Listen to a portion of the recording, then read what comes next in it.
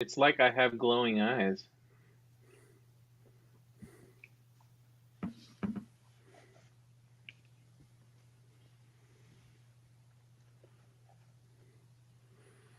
Balls. I was Oh, about you to say did that. it. Hello, my I, friend. I was Welcome getting to. there. I was getting there. Hello, my friend. I'm going to just ignore you guys. Ignore. Welcome to episode number 197 of the Metal Geeks podcast. I am one of your hosts. I am Carrie the Metal Geek, along with. That'd be Oh, you, I guess George. that'd be me. George. George trips us. And we also have with us again Hey guys, it's me, Justin from Mind Fudge Comedy Podcast. Justin the Metal Detector. The Metal Detector. We're going to be detecting some metal, I anticipate, later in this episode. If you guys are watching us live or are going to, this is just a surprise live stream. We're doing our recording of the episode. We decided just to go out there and see what happens. Anybody's going to join in. So for the people that are going to watch this, you saw Carrie's little intro graphic where it counts down. Wouldn't you love to see George like pointing like this when it says balls as the last slide of that? We keep trying to get him to add it. So we could possibly make that happen. We'll have to find out. If you think that's a fun idea, reach out to Carrie. Yeah, msrcast@gmail.com yeah. or Metal Geeks on all the socials. There you go. If enough people request it, it could happen. They just have to be not George's balls. That's all I request. Well, I mean, there will just be balls. Will it matter whose balls it is? It will matter because I don't want to know. So how you guys doing? How's everybody's mental health recently? Everybody doing good? Yeah. I've been good, man. I'm sorry I missed the last few episodes. I've just been really busy with life and work and all that stuff. Yeah. And passing through stuff and all that good stuff. Yeah, going to the hospital. Passing through life. Yeah, passing through things. or vice versa, the other way around. Yeah, things are passing through me versus me passing through them. Yeah. How are you, Justin? Too busy taking a shit to join the show. That's what's going on. It's exactly it. I've been sitting on the toilet. Anyone who's listening, they're thinking, "Man, what the fuck is he talking about?" I've just been sitting on the toilet. Every time you guys ask me if I want to be on the show, I'm like, "No, I'm too busy pooping." Later. Yeah, the last couple episodes we've been doing a live stream. So we've had Riley McShane from Elysian on, and before that, back in January, we had a great episode with Matt Harvey from Exhumed. They've been a lot of fun. These live streams was a lot of fun. I love doing the live streams. I love being able to get people that are in the music scene, that are in metal bands, that are actually super geeky too. I have an idea for the next episode. I don't want to jinx it yet, but I'll talk to you about it later. I have somebody in mind that'll be really cool. Cool. What have you been up to, Justin? How are you? I'm doing good. Been watching a lot of movies as usual. Listening to a lot of music. And working out a bunch. Ever since I got that punching bag, I've been out there in the garage pretty much every other night, just pounding away. It looks cool. I love it. It's one of the best things I've bought in years. I used to do martial arts. I did Taekwondo until I was about 15 or 16 years old. And then, yeah, well, we talked about that before, George. But yeah, once I stopped doing it, I kept eating like the same amount I was eating before I quit doing it, which is how I started gaining weight. And it's been a constant problem my whole life. So I'm always trying to get into working out and be consistent with it. But I keep, struggling as all people that have weight problems do. How is it? Yeah, exactly. How is it working for you?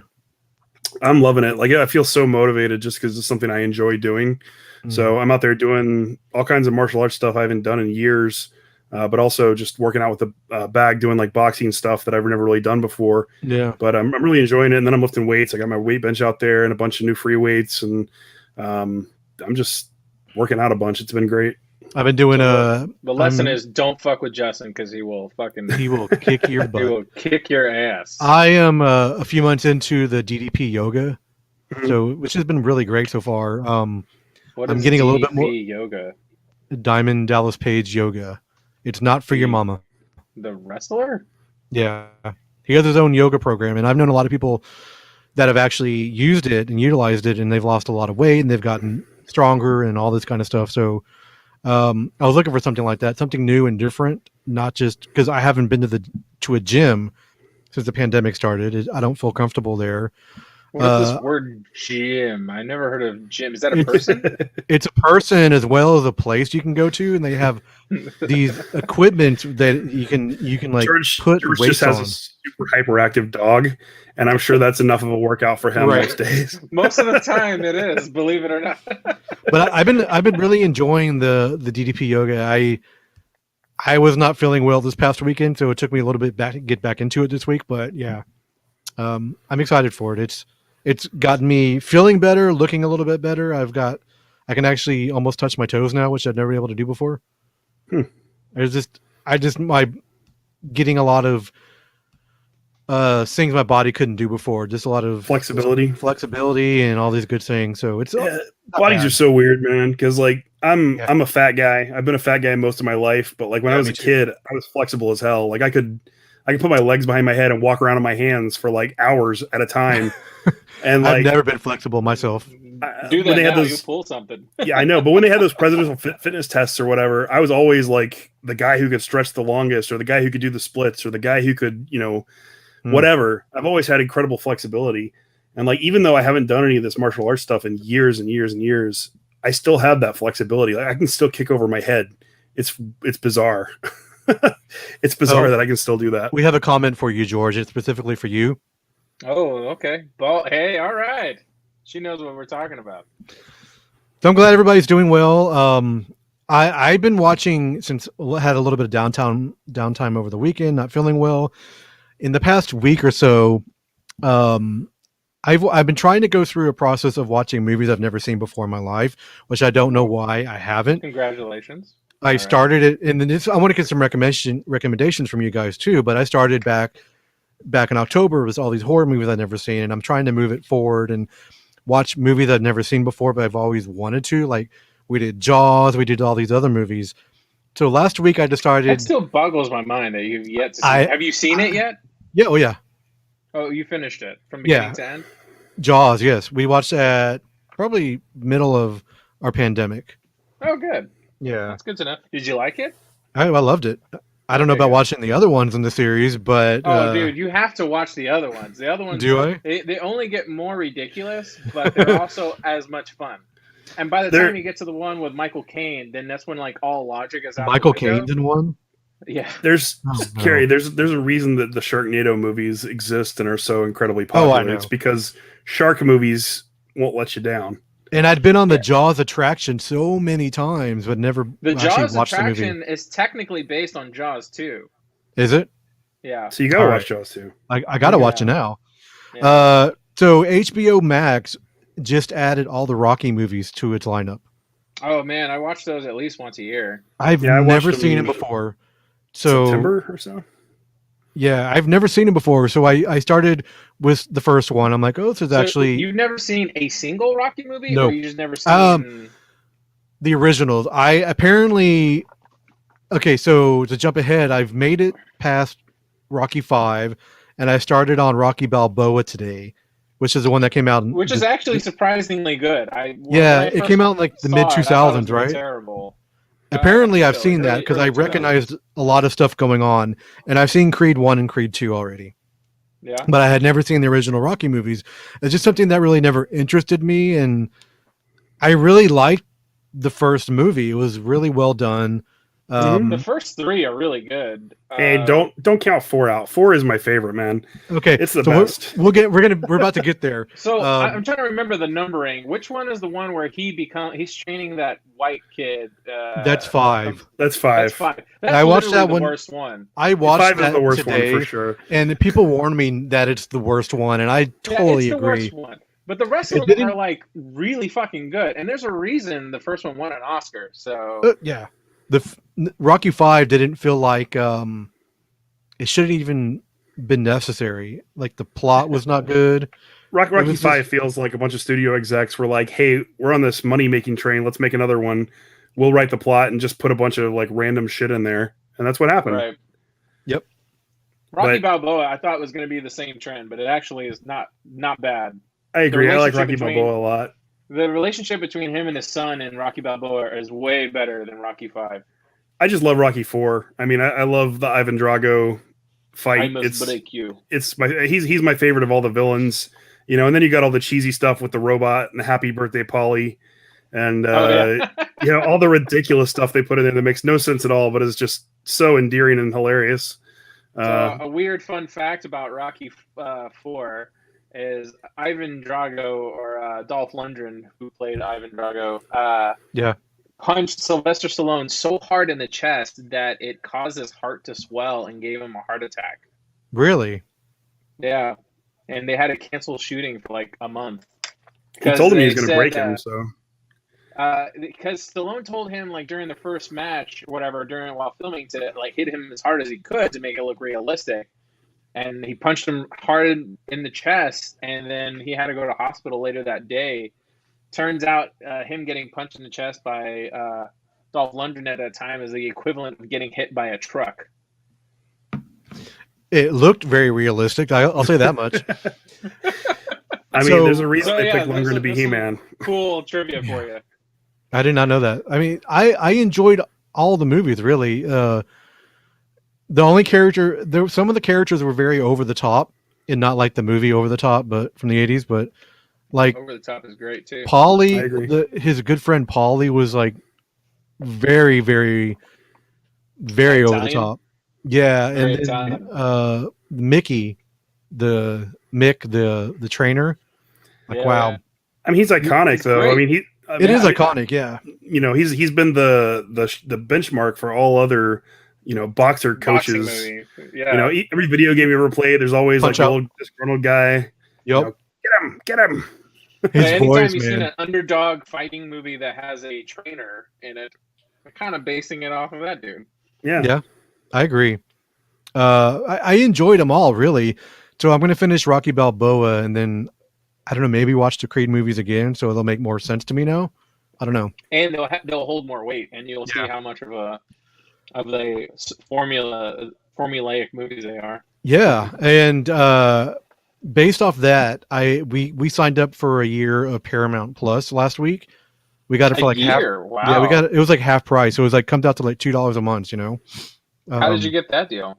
Was it like a code or something? Yeah, there was just a code. I think the code was like a year. So if you go to their website and sign up for it, you have to change it from the monthly to the yearly, and it's put in the promo code year capital, I believe it was, and you got it for half price. Oh, well, there you go. Everyone who's listening, get your half price to Paramount TV. Are you planning to watch anything on Paramount? I tell you what I started watching as a movie series that actually features the same actress that's in the Rocky movies. Do you know where I'm going with this? A movie series that has the actress from Rocky. Yep. She plays Rocky's wife in the Rocky movies. Okay. And this is a movie. Justin's looking up his phone. He's like, I got to figure out who to figure this is. Yeah, I'm not sure. It's a trilogy of movies. I had never seen it before. It's so iconic. So many lines from him, but I had never seen them before, ever in my life. Which is it? I'm going to wait for Justin to figure it out. Or I've actually got to look it up. Her name is Talia Shire. Oh, Godfather? Yep. She's in those movies? She's the sister, Connie. Oh my god, she's barely in those movies. Oh my god. She's in it. She was the star. She was the star. Are you telling me you've never seen Godfather? I just told you I've never seen any of the Godfather movies until this weekend. Harry, I'm telling you. You should just leave your house right now. Why? I'm staying home to watch movies. Just leave this broadcast and go watch those movies. I've never seen them. I don't know why I've never watched them, but I really enjoyed them. The third one I watched today, maybe not as much. The director's cut, or did you? I watched the Coda version, the director's cut. I haven't. It's because the other version is not on there.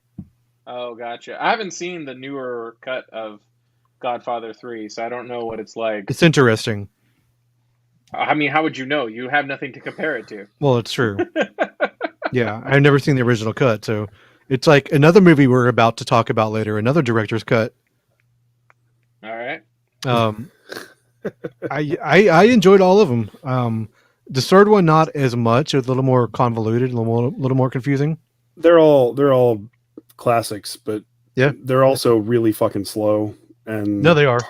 hard They're to all get like through. 2.5, 3 hours of movies. You know. I don't know. Godfather 2 is still great. It's never. It I don't is. think it's slow at all. Two's I two's think the best one. Two's the best one in my Yeah. opinion. But I mean, you know, they're all worth watching one time for sure. But none of them are films I want to go back and watch over and over again. So interesting man. facts I love about the actress I was talking about, Talia Shire. Her brother is Francis Ford Coppola In real life. in real life, and her How come she son. wasn't in more movies then? Yeah, no, I guess she gave it up for something to have a kid. You know, She was in a lot of movies. Like when I just looked her up, she's in like a laundry list of movies you've never seen before. right? You know who her kid is. Probably for good reason, I imagine. You know Who's her kid? Jason Schwartzman. Oh, Yeah, weird. I knew. I Well, did not know Jason that. Schwartzman. I knew Schwartzman was part of the Coppola family, but I didn't. Yeah, I didn't know that was either. mom. I didn't know he was related. So he's a cousin of everybody. So Yeah, so I was watched Nicolas Cage. Slackers yesterday. I Yeah. haven't seen Slackers in like years. me either. So going off those two movie I thought you franchises. said Hackers for a second. I haven't watched Hackers in years either. So going off those two movie right there, what other series should I watch? Or movies should I watch? On Paramount Plus? Or anywhere? Dude, that's such a big question. Yeah. I would have to look to see what's available on Paramount Plus to really like say, oh, you should definitely see this. I mean, like, give us a genre or something, and we can toss some Yeah, ideas seriously. out The two there. movies I just talked about, you know, like So you want, Rocky series and like Godfather. I actually really love, you know, mafia films and stuff like that. You seen The Departed? Oh yeah, The Departed. The Departed. Man, I don't know. Okay, can I say one I've never seen before? Sure. I've never Go seen ahead. Scarface. Never seen what? Scarface. Scarface. Nope. You should watch Scarface then. I mean, All it's like it's so many people's like favorite movie. There's all these frat boys who love it. I mean, it's pretty good. it's pretty good. It's pretty good, but it's not something that I want to watch like very often. And it's so weird that between 1 and 2, which I know were both done in the 70s, and 3 of The Godfather was like 1990, how different Al Pacino was as an actor. Well, Al Pacino's a great actor. He's done a lot of he was a diverse great stuff. actor up until like the mid '90s. He was a great actor up until he did that mid- Adam Sandler movie. I was When he about did to that say the Adam Sandler movie. it ruined his career. When you fall in love with Adam Sandler as a female, the career stop right there. He was great in what was that Amazon series that came out last year about the Nazi hunters? Shit, dude, they got a lot of fucking movies on here. All right, I'm just gonna go through my voodoo and name off some stuff. I don't know. You should see if you haven't seen it. This is the game now. That I'm gonna hit my buzzer. Have you seen American Hustle? Maybe yes. American Psycho. No. You need to watch American Psycho. You should probably pick classic movies. Analyze this. Well, yeah. Have you seen Analyze This? Yes. Okay. I'll tell you, I've seen a lot more comedies in my life than a lot of other stuff. Have you seen Annihilation? Maybe. Is that what's her name? Natalie Portman? Yeah, Natalie Portman, about the aliens. Mm-hmm. I believe so. Yeah. Argo. Yes. Argo, fuck yourself. You're about to say Argo, fuck yourself. Baby Driver. Yep. We saw that in the theater. That's why I'm saying we need to go more classics because it's the classics movies that he's not. I can't think of classics. Blade Runner. Mm-hmm. For sure. Blade Runner 2049. I was there with you. Have you seen Blue Streak? Oh yeah, that's right. You were there. I forgot. Blue Streak. Who is that? Martin Lawrence. Oh It's a God. real classic. Probably. It's a great movie. In a very stretch of a word. What What about Crocodile Dundee or Crocodile Dundee 2? Yes, I have. All right. Apparently, there's a new Crocodile Dundee movie that came out like in the past few months.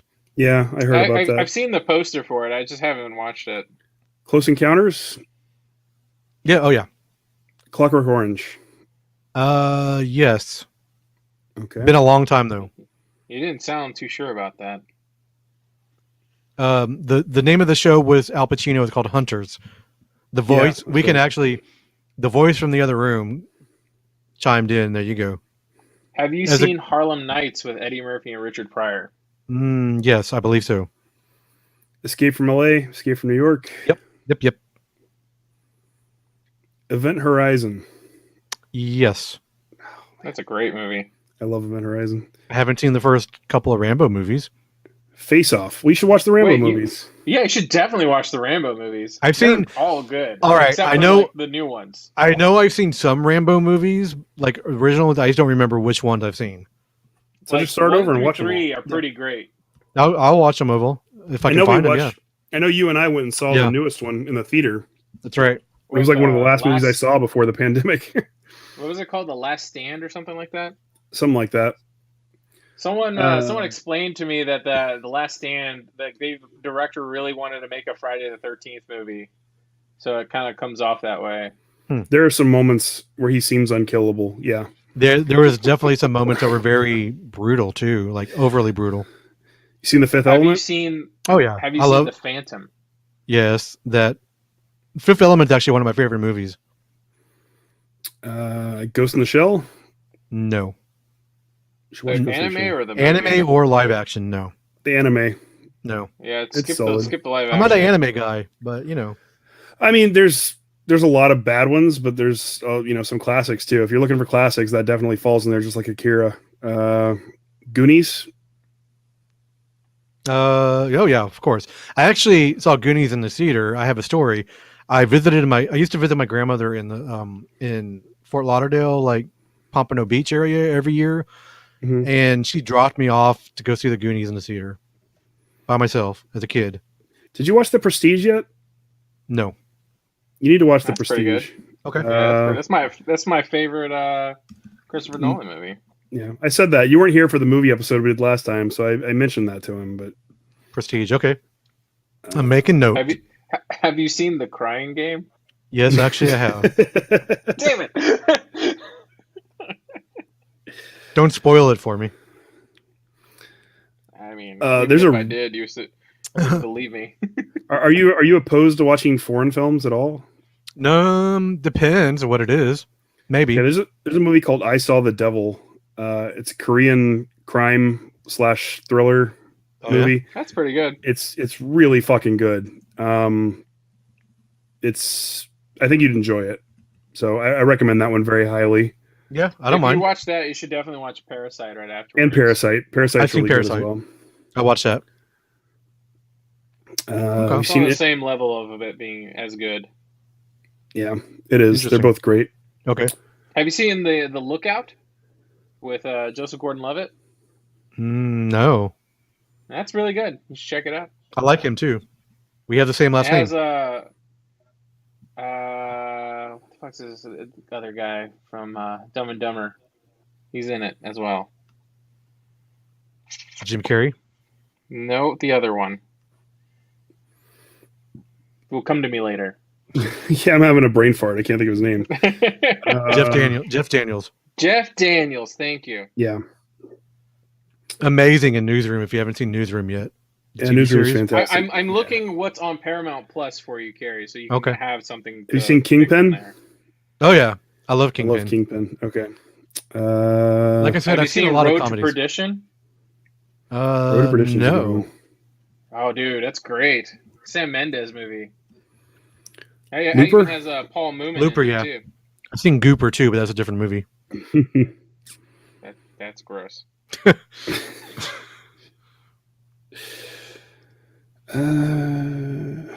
I'm not even going to describe the plot of Gooper. You ever seen Amelie? It's a French movie. I don't know if that one would interest me. I know about it, but you haven't. Did you watch any of the Aronofsky films after we talked about them last time? Have you seen Requiem for a Dream? No. Or Black Swan or Mother? No. All of those. You should watch The Wrestler. The Wrestler. That's another great one. Yeah, The Wrestler is probably like a good entry point. If you is that didn't Aronofsky? like that, you probably won't. Yeah. Okay. If you don't like that, you probably won't like the others. That's probably fair. No Country for Old Men. I have seen that. I enjoyed that. I actually saw that in the theater, I believe. Very cool. Yeah.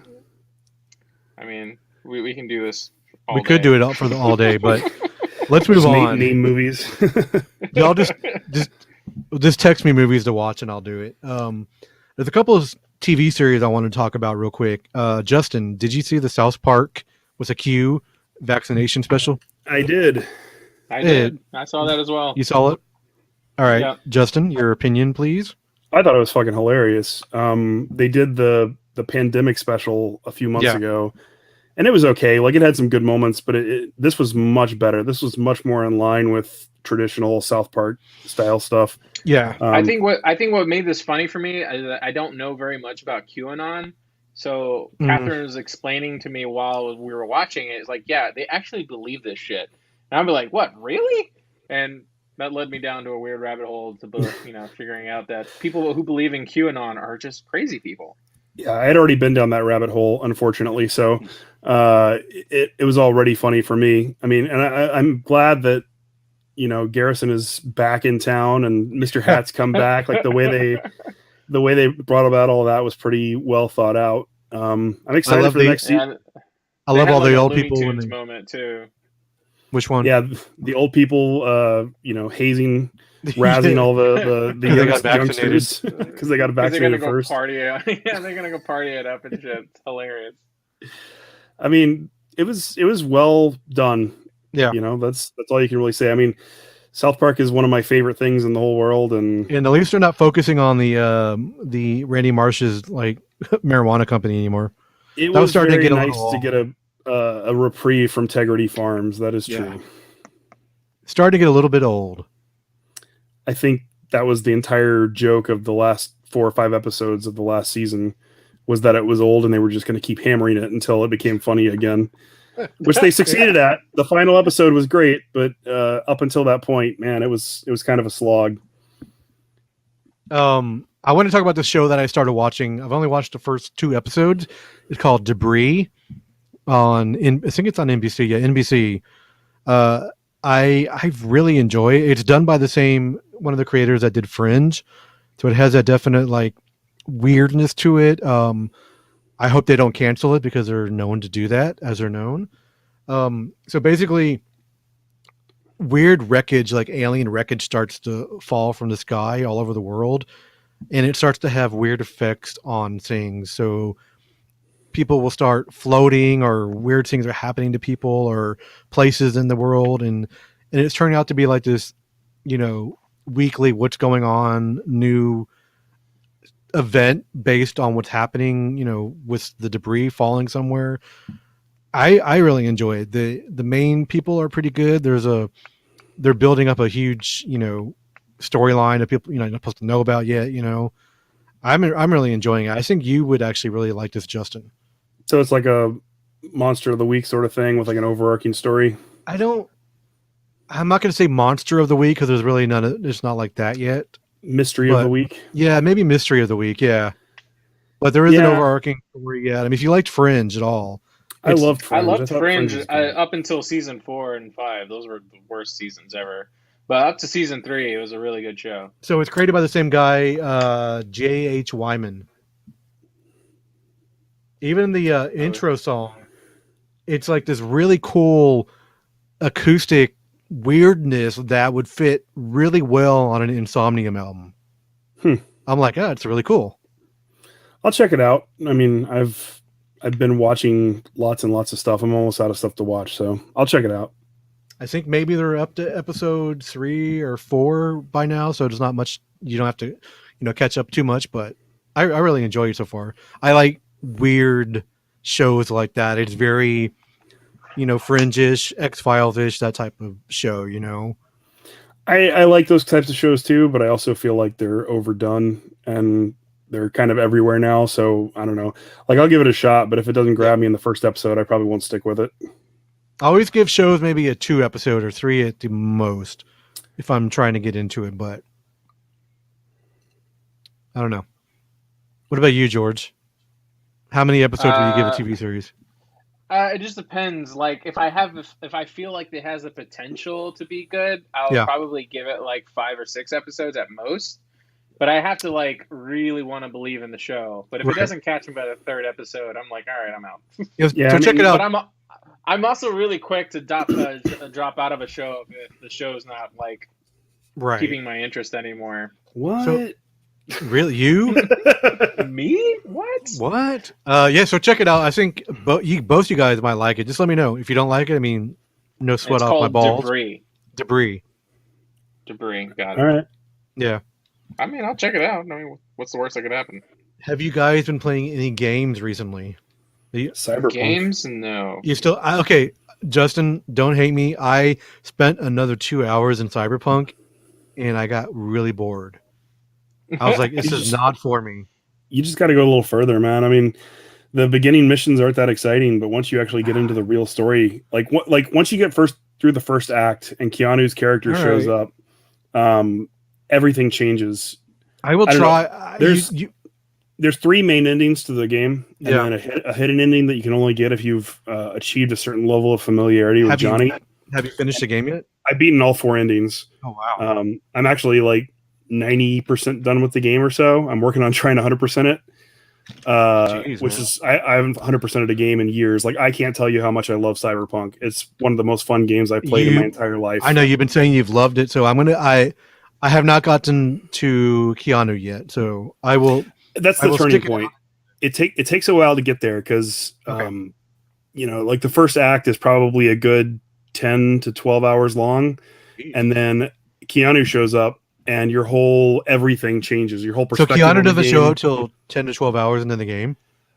Well, again, it depends how many side missions you're doing and stuff. I bet if you just rush through everything, you can probably get to him in 5. But it's worth doing side missions and stuff to build yourself up a little bit. Is that 10 hours into the game? Is that when the intro screen shows up, the logo? Yes. Really? The game doesn't really start until Keanu appears. Oh my god! All right. So I've been playing the new Super Mario World game. Oh, the remake on the Switch? Yeah. I have Is that. It a remake? Super Mario World 3D, yeah. Oh. It was a Wii U game. So.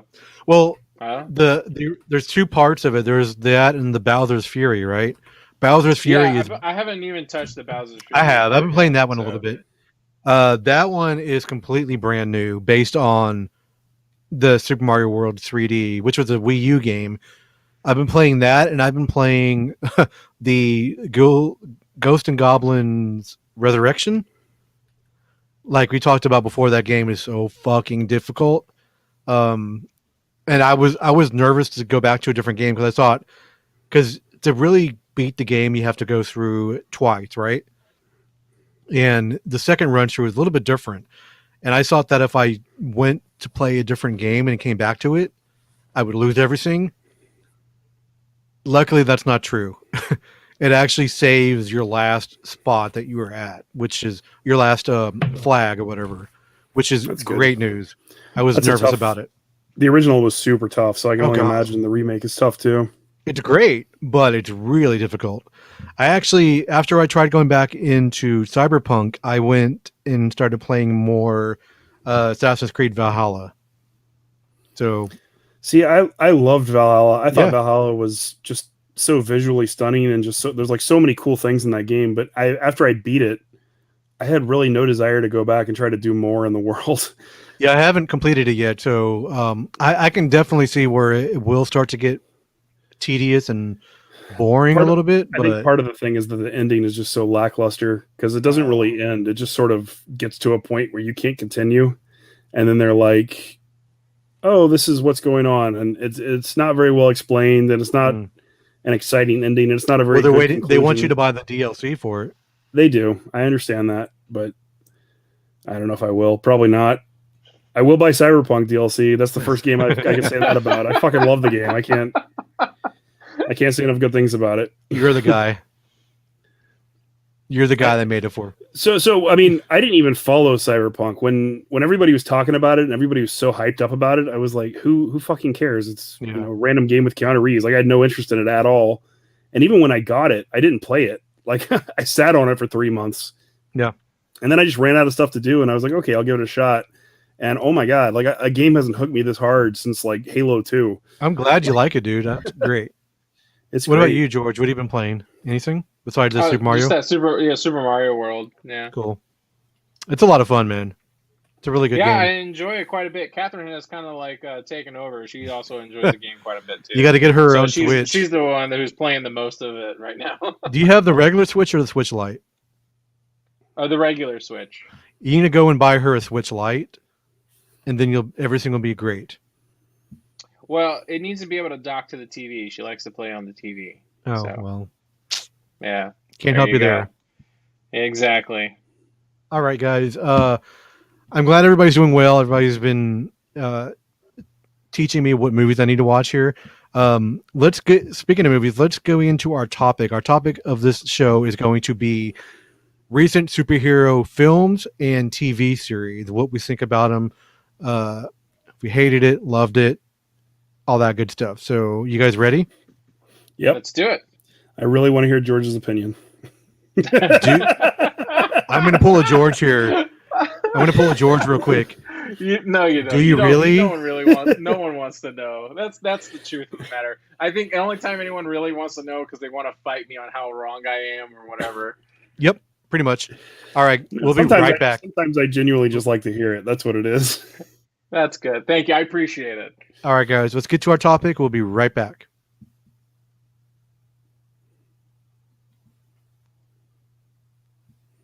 All right, guys. We're gonna do Men on Film. Hated it. We're still live, but right? I have to have a space so I can edit. People are watching the sausage get made. Yep. So let's give about a 10-second break real quick, and we'll come back. You should just play the intro thing again.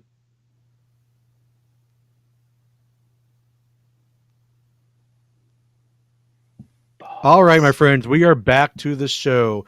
Our topic this evening is going to be superhero movies and TV shows that are in the pop culture zeitgeist right now. I hate that term, but I'm going to use it anyways. Zeitgeist? Zeitgeist. So why do you hate that term? I don't know. Let's talk about that. Let's not. Therapy sessions with George. So metal therapy. It's a new segment. Metal therapy. Metal therapy. I think we have our episode title right now. Zeitgeist geekery. Let's talk about the big elephant in the room, the 4-hour bloated elephant, actually. Zack Snyder's Justice League. Everybody's seen it, right? Yep. Okay. George, hold your horses. We're going to get to you in a minute. I think we should start with George. You want to? Okay. No, I'm okay with that. Y'all guys can go first. No. I don't mind. Y'all can go first. Okay, George, I am dying to know your opinion. Well, not really, but what's your opinion on Justice League, the Zack Snyder edition extravaganza? Zack Snyder's Justice League. It was okay. Like I enjoyed it. There were parts of this movie that are like, oh, that was fun. And then when it wasn't fun, it was at the very least it was interesting at parts. I think he was a little pompous of himself to like, I'm going to show these motherfuckers 4x3 because that's the full cut of the image, and I'm not going to crop in at all. They're getting the whole sausage. Well, wasn't it filmed in like IMAX cameras? So that's the reason why. No, it was not filmed in IMAX. Not even a single frame of this movie was not. I don't know. I heard it was, but it wasn't. It was converted to IMAX because they wanted it to show the black and white version in theaters, but they realized that that's not going to happen anymore. So he just shot it. So anyway, he just showed the fourth read just to be pretentious. No, it's the uncropped image of the video. Right. But if you remember in the original Justice League, that whole image is there. He just refused to crop in. Right, yeah. So anyway, like I said, it flows a lot better. It's a better structured film. I have a hard time remembering what happened in the original cut of the Justice League. I had the same problem. I couldn't remember. I just remember there were parts of the original Justice League that I really liked too. Like I really liked some of the Superman parts, even though he had that rubbery CGI face. But I don't know. There were some good things about that movie that were better than this movie, and there were some really good things about this 4-hour epic that was better than the last movie. So It's really hard to compare the two because they're really two different animals. It's like 4 different people made the theatrical cut, and then Zack Snyder's singular vision of this. And so at the end of the day, like, I'll eat crow here and I'll say, I'm glad it exists. I know I've been dreading this moment for 4 years. I know it's been something I probably toted around saying is the stupidest idea ever. But, now that it exists, I'm glad it does, because it got me to see a different version of this movie that was in some ways better and in a lot of ways really pretentious. I am sometimes, when George talks about movies, I am sometimes not surprised about stuff, but I am very surprised about your reaction. I'm not. Now, this is all the good stuff. I thought you would hate it. I didn't hate it, but I didn't love it either. Like, yeah. I'm handling this with kid gloves in a sense, because the fans for this are a little toxic, toxic and rabid at the mouth. They really want to bite with teeth on this kind of thing. So I'm trying not to offend anybody in any serious way, but I'm also being genuine here, where I think there actually is some good things to this. On the flip side of this, there are a lot of bad stuff. Like, the story still doesn't make sense. It's stupid. Zack Snyder's proven to me once again that he doesn't know anything about storytelling or knows anything about DC characters other than the fact of how to make them look cool. But he sure knows how to do a slow-mo. He loves the fuck. I mean, if you took out all the slow-mo of this movie, I swear it would only be like 2.5 hours. It would be 2 hours. I swear it would only be 2 hours. Like, and then he wants you to really understand that this is an adult superhero movie. Out of how many times they use the F word and how, like, brutally they kill people in this movie. Wonder Woman vaporizes a guy. She flat out crushes one dude's skull against the wall, and then she vaporizes the other dude. And then the girl right afterwards says, "I want to be just like you." That's really weird. This kid wants to be a mass murderer. So she said it like Mickey Mouse. Yeah. Well, yeah, that's what I heard. Really do a little. Yeah. So, I mean, they made Flash look really cool, but yet he was also really annoying. So. He was more tolerable in this version, I think, than the original cut. Here's what let me real quick. So I remember him being funnier in the theatrical cut. Like, I remember him being more enduring and fun in the theatrical cut. No, you're remembering wrong. In the theatrical cut, they gave him a bunch of one-liners that made no sense for his character whatsoever. They were jokey and made him seem like a complete amateur. And see, in this version, they make Flash kind of an established hero, but nobody knows he's a hero yet. Bruce is still kind of like, all I have is one little bit of footage. I've never heard of the Flash, but he already has a suit. And he's kind of explaining why he already has a suit and why it's so well developed is because he's been out being the Flash. So, right. He knows how to use his powers. He already understands, like, he can go to the speed of light. He already understands how to generate electricity. But like in the other version, all those things were just like, well, maybe I can do it. I don't really know. And then, like, a lot of stupid one-liners when he ran up to the Russian people and he's like, Dostoevsky. And like, they cut all the bullshit out of the movie with Flash and added in some scenes that really emphasized his character and made him seem more capable, which I liked. They definitely kept that Aquaman saying "my man" line, though. Yeah, they did keep some stuff in, which made it a little bit awkward, but they eliminated a lot of the cheesiness and the stuff that made Flash seem unprepared. So I have a couple comments real quick. So I enjoyed it. I wasn't a fan of the regular version. I know it was a lot of interaction or interruptions by the studio and all that kind of stuff, and with Joss Whedon trying to make his version in the studio, but whatever. Irregardless, it feels like they were trying to, in the regular version, they were trying to stuff a bunch of stuff that was like a Marvel Cinematic Universe. So all these other characters they were introducing that weren't set up before. I mean, Zack Snyder is doing the same thing in this one. That's why this movie is 4 hours long. I know. I'm saying in the original they tried to do it without so much exposition, right. But in this one they included the exposition, which there was really so much helped those characters exist. The bloated runtime, which was kind of poorly handled. The bloated runtime of this movie. I'm sorry, but the Martian Manhunter thing was so stupid. It's just so Which stupid. one? The one when he was Well, like the whole thing, all like of them, all he of them. exists. All of the Martian Manhunter doesn't make any fucking sense. They He basically exists, robbed and that he's scene. super powerful. And instead of stepping in to help them with Superman, instead of stepping in to help with Darkseid, instead of stepping in to like do any of the big fights, he goes and disguises himself to talk to Lois, and then you don't see him again until the end of the movie. But I mean, he's like, I think this giant thing's going to happen, but I'm not going to get involved. I'm just going to sit on the sidelines. It makes no sense, like at all, for his character. All right, so so with this bloated runtime of the movie, they were able to go back and give Cyborg and Flash and Aquaman more time to develop his characters, which they should have done. Cyborg was a train wreck too. They should have done that previously in a different movie or their own film. The way Mark, I don't think so. Cyborg's not that interesting of a character. I don't like. It really isn't. His origin is not that interesting. He can be an interesting character. There's a lot of cool stuff that happens in Cyborg's world. I like the Doom Patrol Cyborg better. His origin is not that interesting. I don't think you can devote an entire movie to Cyborg unless you're going to do like a high school drama sort of thing, and then at the end of the movie he becomes Cyborg, which isn't really that exciting to see. Aquaman, they gave an origin story to. It was fine. Flash, yes, they could have done a lot more, but people were at the time were already watching the Flash show on TV, so it would have been conflicting with that and people's visions of who the Flash was, and there's a lot of discussion. The Aquaman movie came out after Justice League, though. It did, but they did go back and give him that origin story, and I mean, they just said it was released out of order. It is what it is, but I don't know.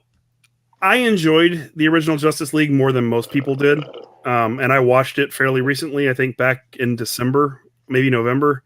I haven't watched it since it first came out, so it was pretty fresh in my mind going into this. And I was not somebody that was clamoring for a 4-hour-long Snyder cut. I didn't really care one way or the other, but it is quarantine. It is the pandemic. So all new movies are good movies, even if they're not really new.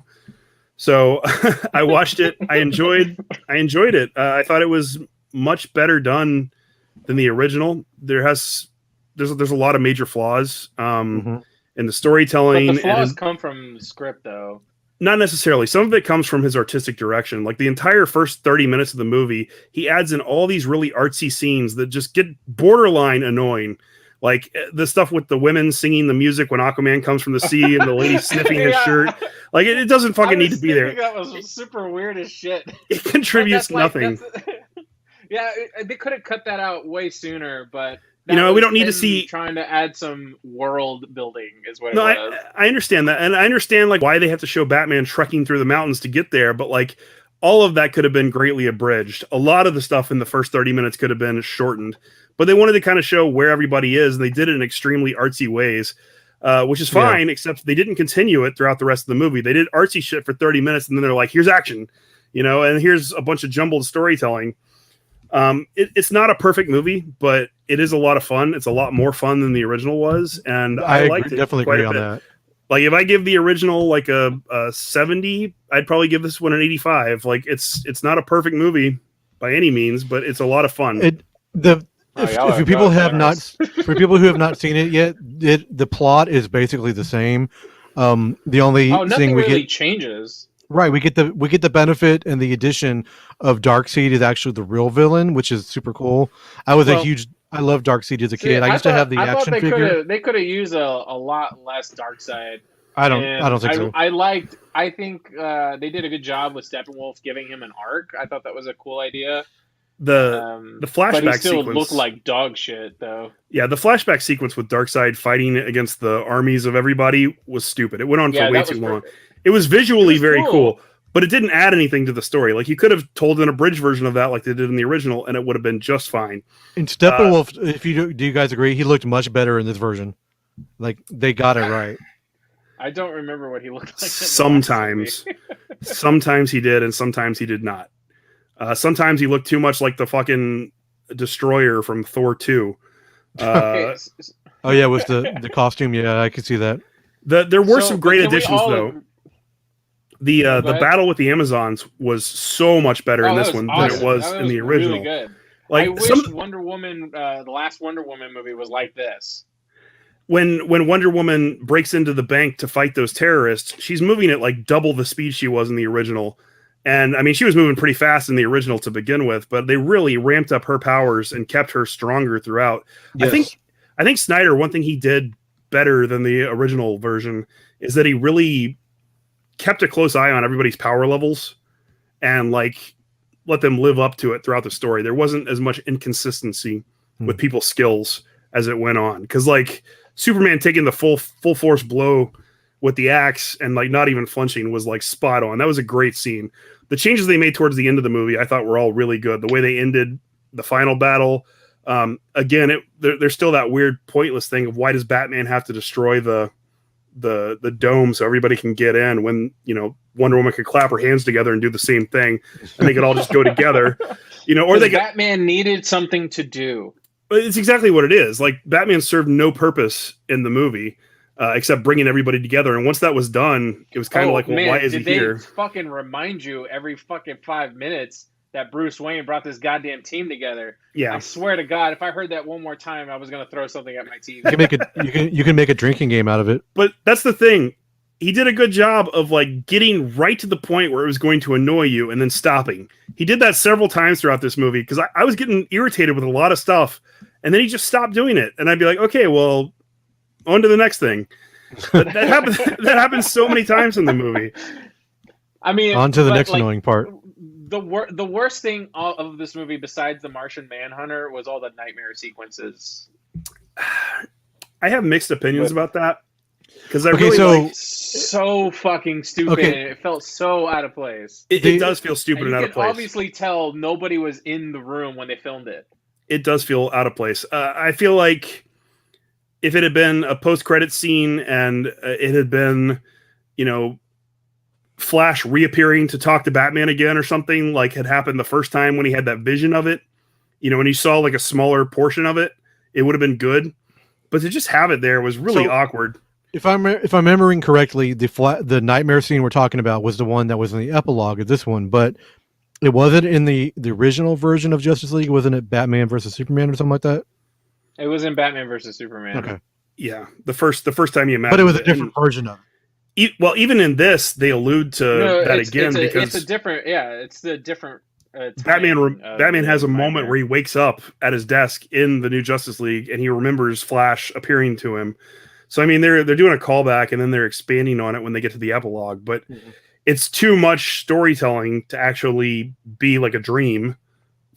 And it's too much to be like a small vision of the future. So they're trying to establish it as like canon, which doesn't really work because it's kind of like Zack Snyder doesn't know what he's doing. Well, it's kind of like he was hoping or banking on this, allowing him to make sequels because he wanted to be able to tell this post-apocalyptic storyline with Superman. But well, I mean, have you heard what he wanted to do for the sequels? I've heard some of the stuff. Some of it seems ridiculous, and some of it seems fine. It's stupid, is what it is. Batman and Lois having a love story is like the stupidest fucking thing I've ever heard. Wait, what? That was one of the rumors of something he wanted to have happen in one of the sequels. No, what the official thing that was supposed to happen that I've read recently that the nightmare sequence happens, Darkseid comes, they lose, and Batman could have saved Lois, but he decides not to and lets her die, which kind of leads to Superman being a bad dude.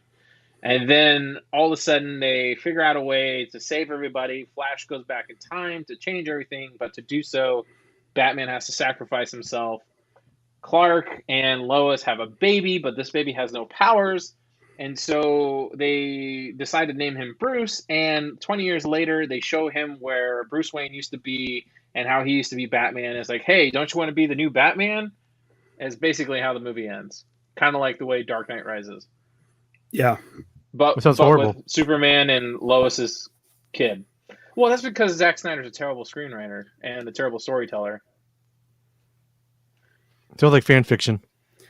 It sounds like, I mean, all these are just rumors, though. None of this is confirmed. I mean, he has a T-shirt with it on, with the plot points on the T-shirt.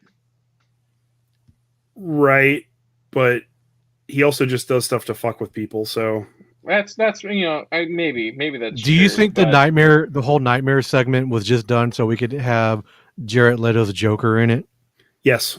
Well, yes, to a degree, yes, because he said He thought it was a missed opportunity that he never got a chance to film the scene with Batman and Joker together. But I mean, So- there was so many other opportunities they could have shoehorned Joker into the movie instead of Martian Manhunter or something, and made it more relevant to the plot. It just, I mean, there was a whole lot of things they could have done to make this movie better, but it wasn't even Leto's Joker. I mean, it was Heath Ledger's Joker with Leto's laugh. Like he acted exactly like Ledger did, and just did the stupid cackly laugh that he invented. Just goes to show you Jared Leto's still a terrible Joker. He was a terrible choice for Joker. I still don't like it at all. I did like the expanded scene with Luthor and Deathstroke.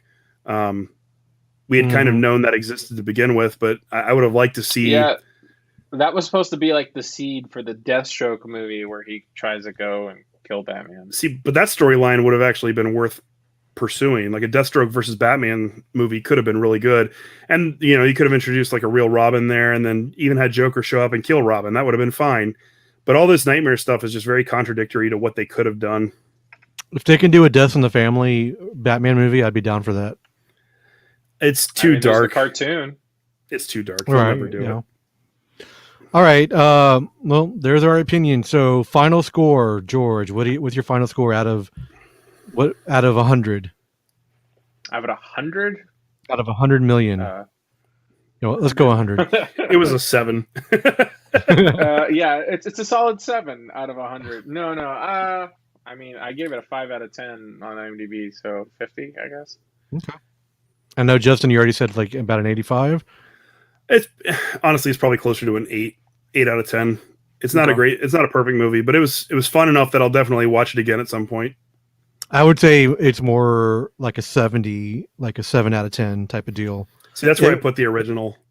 So I didn't really like the original that much at all, but I don't know. See, I didn't like. At least, in my opinion, I forgot to mention this. I think Joss Whedon, as much as I think he's kind of a dick now, I think he understood Superman and Batman way better. And even you could tell he understood Superman because he actually saved people and he interacted with people, even though he had the rubbery face going on. At least it was like a true, genuine Superman moment. Like he understood what that character was and what it meant to be Superman. And Zack Snyder doesn't get that, especially with the black.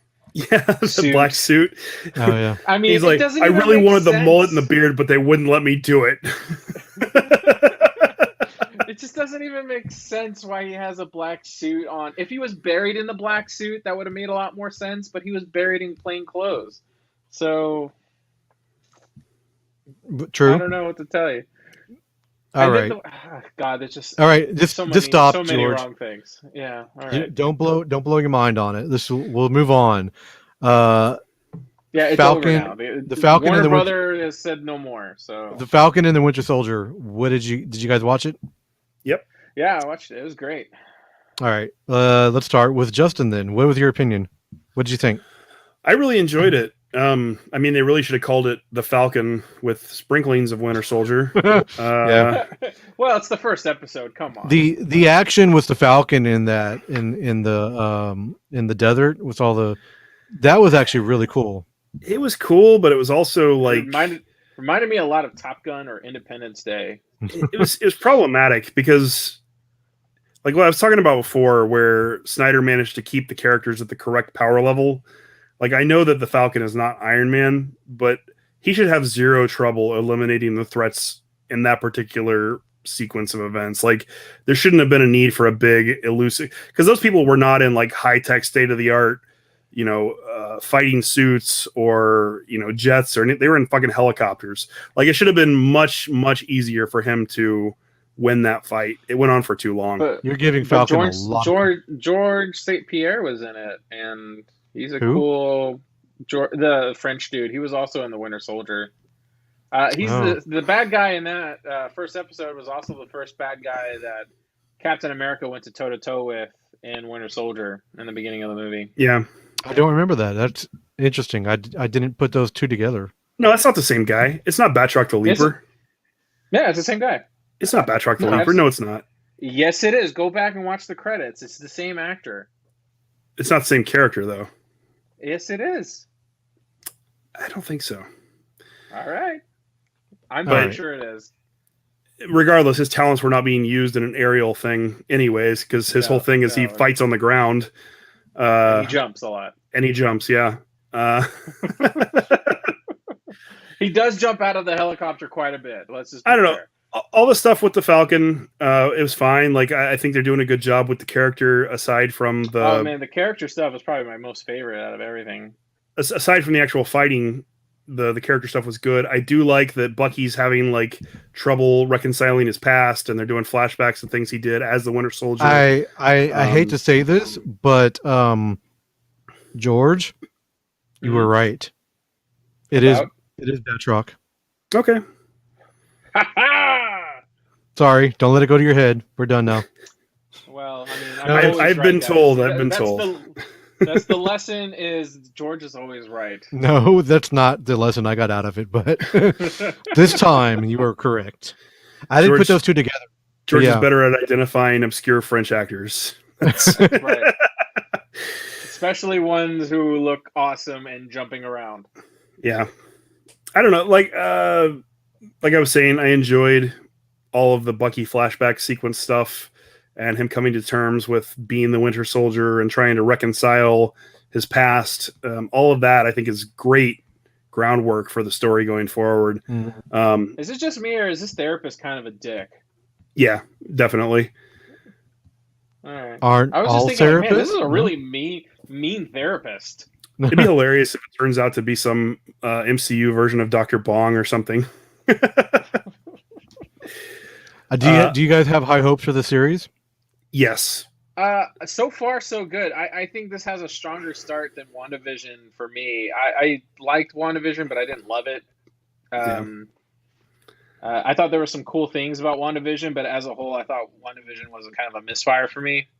Isn't Falcon and the Winter Soldier supposed to be 6 episodes as well? It's only 6 episodes, yeah. Yeah. Oh, really? So they'll be able to tell a more coherent story in a shorter amount of time, which is what I've been saying they need to do since we started talking about The Mandalorian. Disney Plus needs to be releasing 6 episode seasons, not 9 episode seasons, because they have a hard time doing that. Yep. You're correct. It's only 6 episodes this season. I do have some reservations about the U.S. agent storyline they're going to go with. Did he look? Yeah. Goofy. All those memes that got created.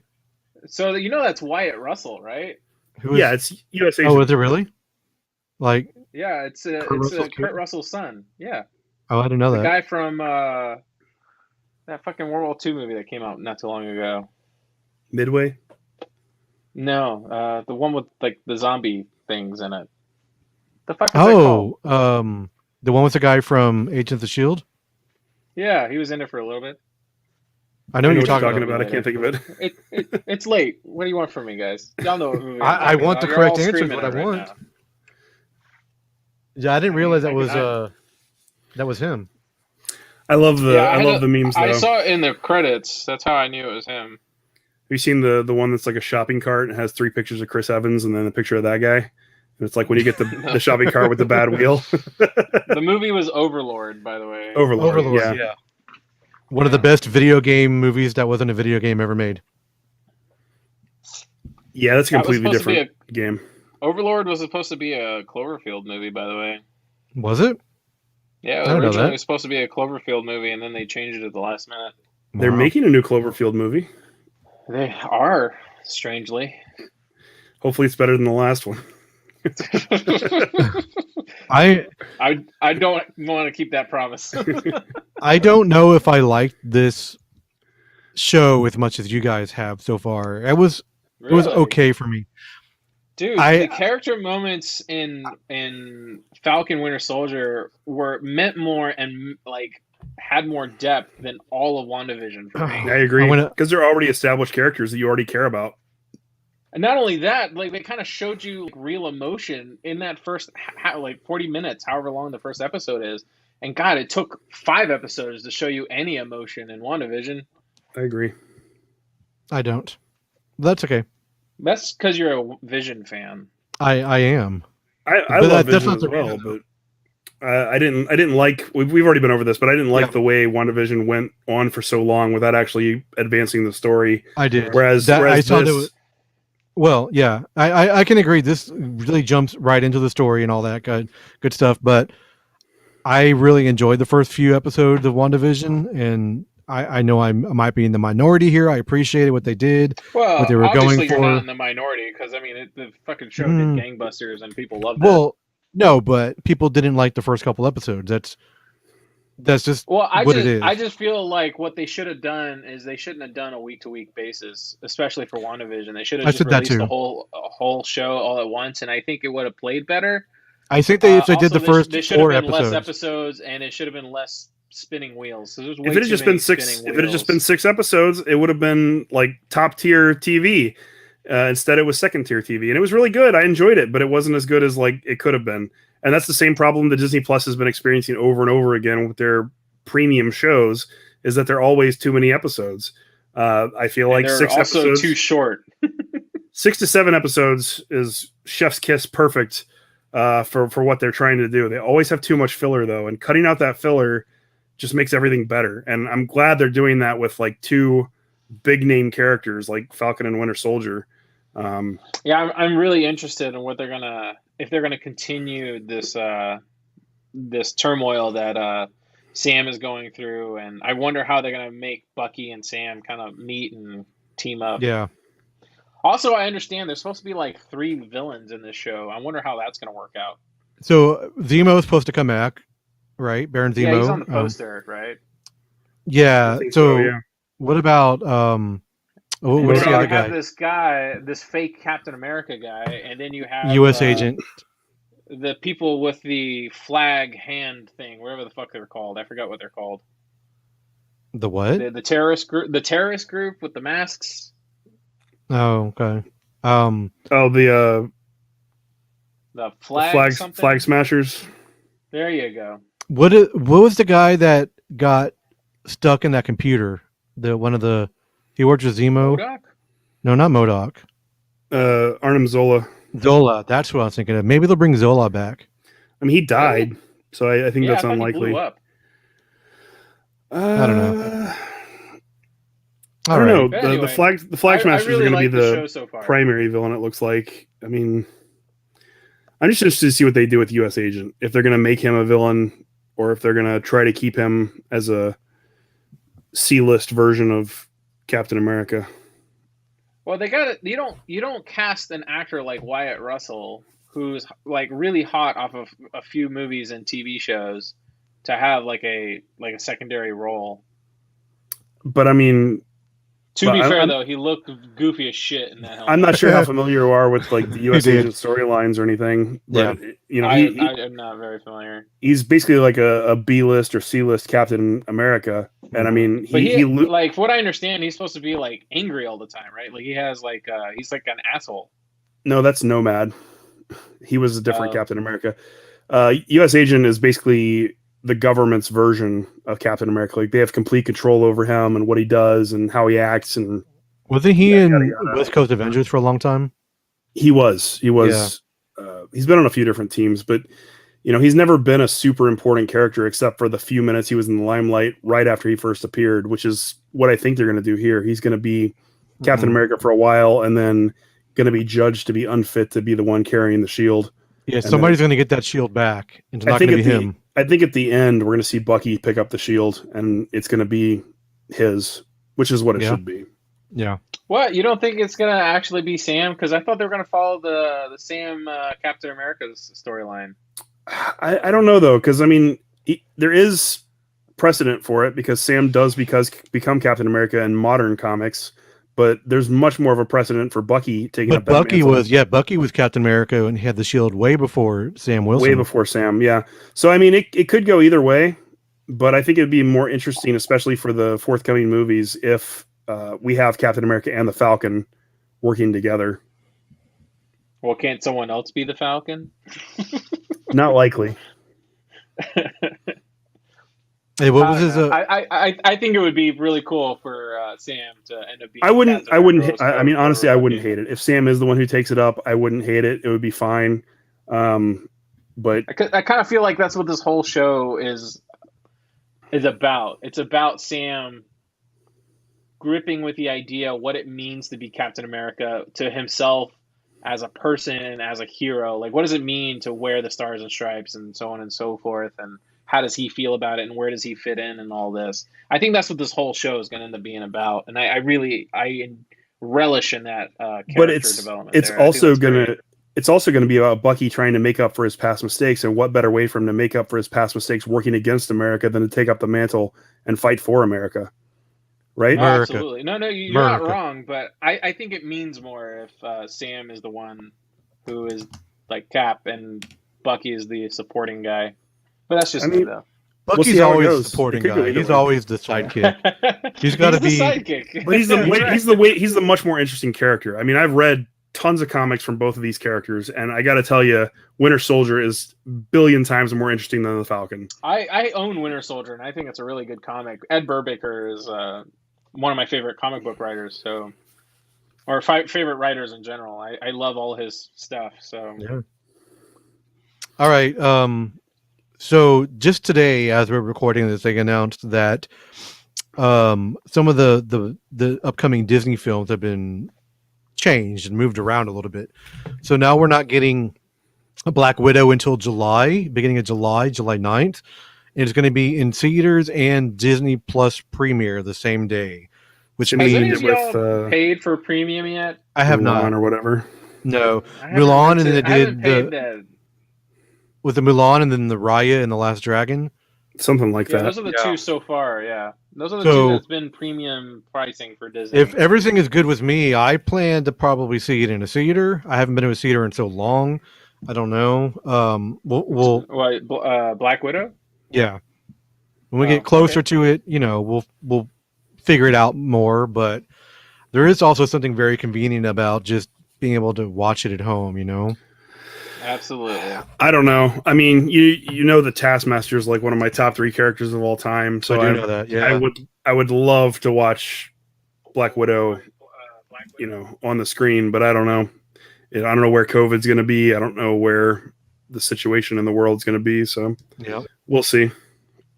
All right. Well, so that means that Shang-Chi was supposed to come out in July. Now it's being moved later in the year. They haven't said anything about movie. That movie keeps getting pushed back all the time. They're all getting pushed back. What about the Eternals? When is that coming out? I thought that was still held for November. Maybe. No, it's November 5th. Is it still November? I have the list right in front of me. Okay, let's hear it. Yeah, but it's been November since the beginning of this year. Right, but they're moving these back. I saw these are the confirmed dates. Loki's coming out June 11th. Black Widow July 9th. What If is coming in summer of 2021. Shang-Chi is September 3rd. Okay. Eternals is November 5th. Miss Marvel is going to be later in 2021. They don't have a date. Same thing for Hawkeye, and then No Way Home comes out December 17th. No Way Home? The new Spider-Man movie. Title. Oh, Spider-Man. Okay. Do y'all not hate that title? I hate that title. That's a lot of for being a year and a half almost without any really Marvel. Okay, let's say a year without any really Marvel stuff going on. That's a lot in one small period of time. You know what I mean? Well, a lot of that's going straight to Disney Plus, though. Still, but it's it gets to that overwhelming thing we talk about, like. I don't think that's overwhelming. It's not like what they're trying to do with Star Wars, where there's like 13 new series coming out in the span of like 6 months. It's movies that require 2 hours of your time invested into them, and then a couple of series that you can either take or leave. And not everybody's going to watch all the series. So, yeah, I don't think I'm going to watch every single show either.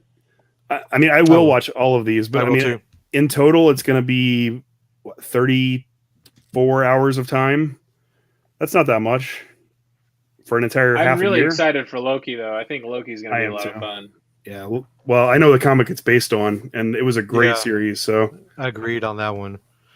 All right, guys. What comic is it based on?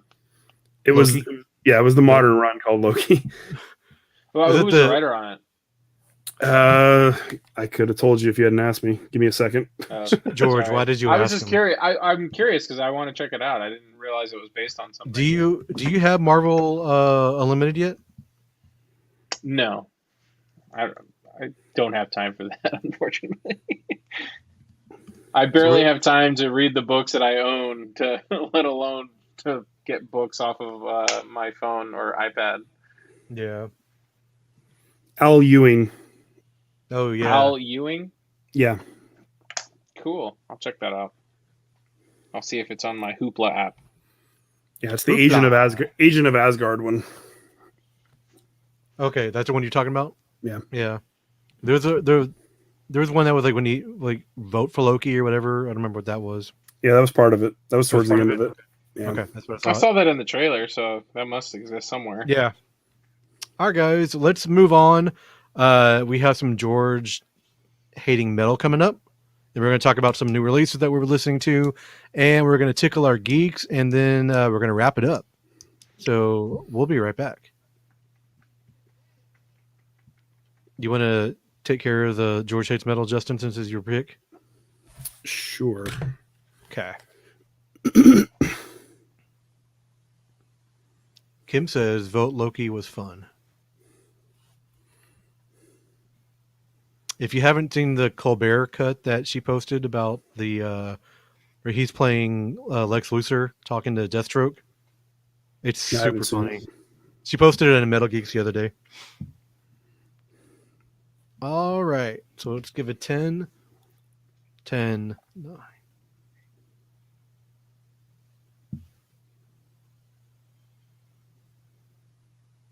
Testicles. Balls. Balls means we're back to the show. That was George Hates Metal. The song we chose this time was Enuma Ellis, which is from Dune's new album Atimen Inca, and that's spelled D-V-N-E. I did not know it was pronounced Dune. I was like, is it divine? What is it? I thought the same thing. I actually had to look it up to make sure. They're a 5-piece British band. They're kind of described as self-described as the British version to Mastodon. I definitely hear a lot of Mastodon. I mentioned a lot of it feels like a lot of like Nola sludgy, so a lot of Crowbar, especially in his harsher vocals. Yeah, there's a lot of elements of a lot of stuff. I mean, some of the songs have some black metal tones kind of mixed in. There's a lot of melodeath type stuff, and then you have some groovy stuff in there in places too. It's a very creative album with just tons and tons of layers. Really, the only complaint I have is that I think 3 of the tracks on the album have very, very quiet, lengthy intros. And it just, like 20 or 30 seconds before the sound comes in and you're listening to it and you're like, wait, did I skip a track or what's going on? But if you can get past that little bitty creative discrepancy, I think you'll really enjoy it. I love that creative discrepancy. It's not, typically progressive stuff like this is not my forte. It's not the kind of music that I seek out, but I was okay before we get too far into it, but I was really surprised that you liked it and you brought it to our attention. But let's hear what Mr. George Hates Metal has to say about it. So like Carrie was saying, I was very surprised y'all both like this. I thought this was something y'all both kind of scoff at and kind of call it mall metal or something along those lines. But no, it's not mall metal, but anyway, the song that we listened to, I don't remember the name of the song, but it was all right. It's pretty good. It's worth listening more, I imagine. I was interested enough to listen to it, so I'll give the rest of the album a whirl, and hopefully I still enjoy it. Yeah, when I first heard it, I immediately thought George was going to love it. And then the more progressive it got, I thought, well, Carrie's going to love this too. And then I kept listening, and I was like, well, shit, I love this.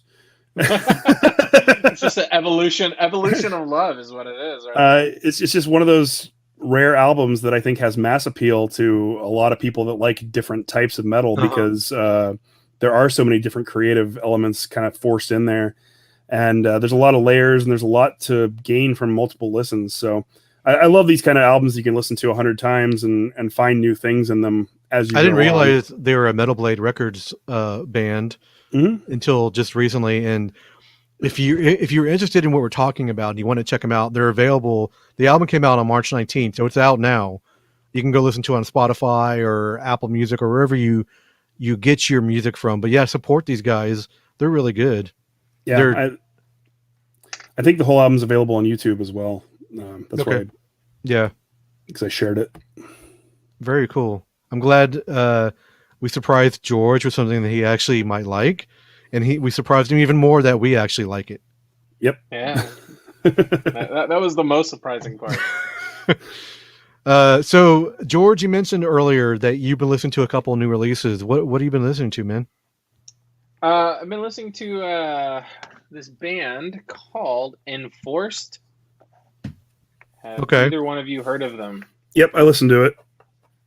They have a new album out. I think it's their only album out, actually. It is, yeah. Enforced or Enforcer? Enforced. No, it's Enforced. Okay. ED. The name of the album is called Kill Grid.